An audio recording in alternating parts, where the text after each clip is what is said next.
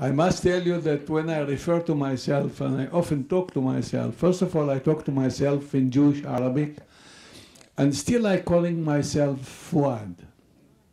I love the name. You know what Fuad is? Fuad is the heart. In Arabic, there are many words for heart. There is the qalb, which is the blood and muscles and all that shit that's killing us very soon. That 2 days ago I thought that I'm going again to the next world. And there is Fuad. Fuad is, again, is heart, but the heart of love, of poetry, of imagination, of loving women. If you tell a woman Fuadi, you capture her heart. So how can I leave that name? Now you know. Okay, now you know. Now, all too late. But my problem was that when I came to this Ashkenazi country back in the 50s, and all the clerks were Ashkenazi, they could not spell my name and write it properly. We found ourselves after a couple of months carrying 12 different names written in our documents. So in order to prove that I am myself, I had to present 12 documents. And my sisters could not take it anymore, so we had to change our names. But Eli, it is a nickname of Elias. So I have that name. So at least I kept something from there. See? I think you kept a lot more than you care to admit, because I think if you see your narrators, whether it is Scapegoat or it is Dove Flyer or it is You read them? I read all three of them. Also Yasmin, recently. That's I'll lovely. come back to Yasmin. Okay. But if you see your narrator in all three, it's very thinly disguised. Your own experiences, if I'm right, come through very clearly. The different phases, your Baghdad days, your arrival in newly founded Israel, and your 67 war experience. Is it true? You know, there is a very, very important poet that we have here, Rachel. Rachel said at her time, I knew myself, and only about myself I can write. I do not pretend in my writing to invent the world or to invent a new path in literature. My main resources are myself, and I think that the uprooting and trying to planting myself here pushed it ahead in order to express myself. And I tell you more than that, we first, second generation of newcomers to this country, we started a new life. We are starting here a new life. By the way, changing the name is again starting new life.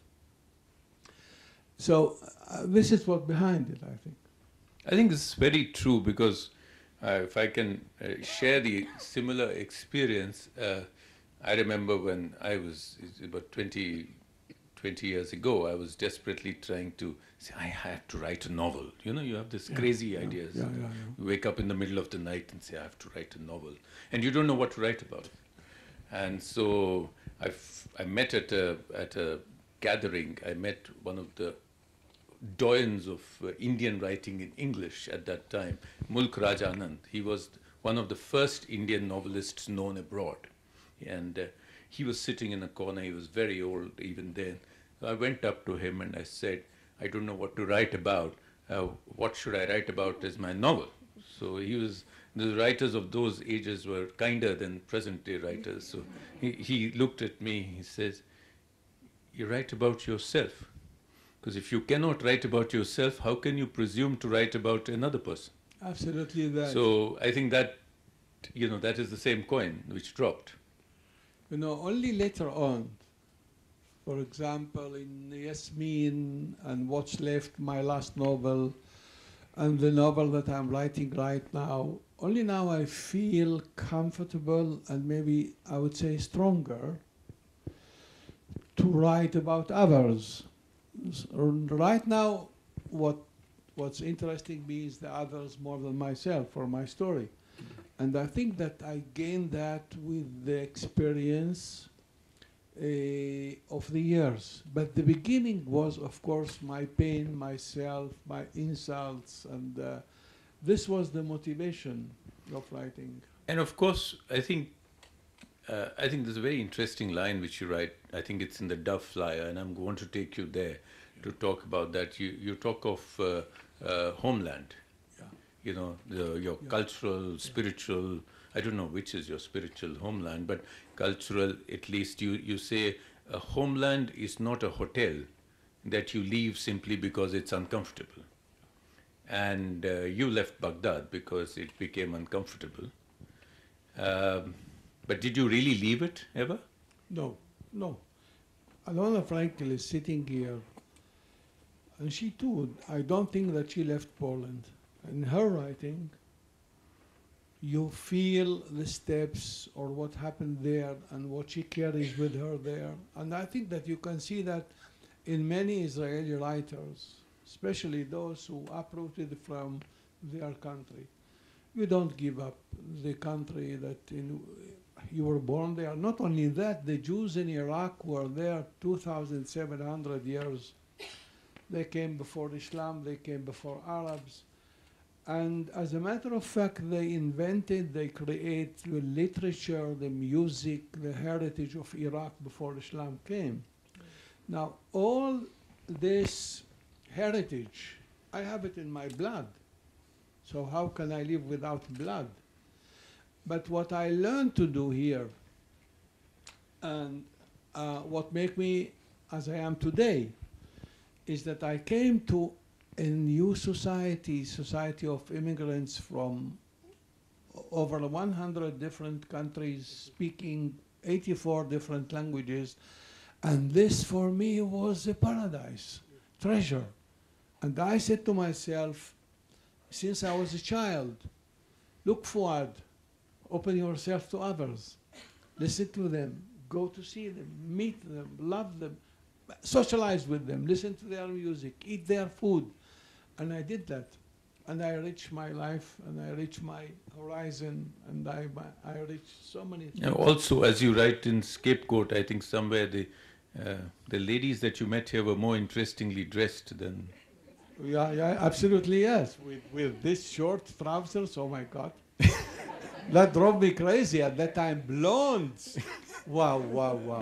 No, one time there is a English lady who went with trousers in Baghdad, in the street. And there was a riot. The whole Baghdad went after her to see this phenomena. So you see, this was something but I'm longing for those days, my God.